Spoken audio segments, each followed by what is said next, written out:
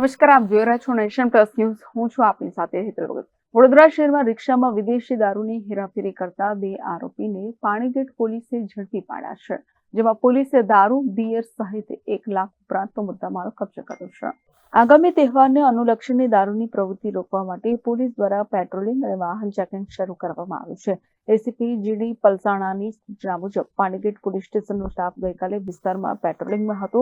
તે દરમિયાન માહિતી મળી હતી કે 2 આરોપીઓ રિક્ષામાં વિદેશી દારૂ લઈને કિશનવાડી વિસ્તાર તરફ આવવાના છે.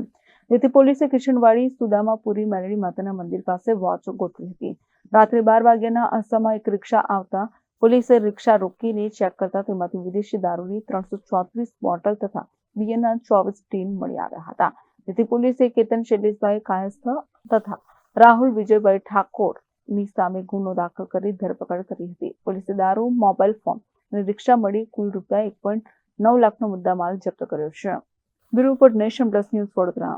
સમાચારોના સતત અપડેટ મેળવવા માટે અમારી નેશન પ્લસ ન્યૂઝની યુટ્યુબ ચેનલને સબસ્ક્રાઇબ કરો, બેલ આઇકન દબાવો અને જોડાયેલા રહો ફેસબુક, ઇન્સ્ટાગ્રામ અને ટ્વિટર પર.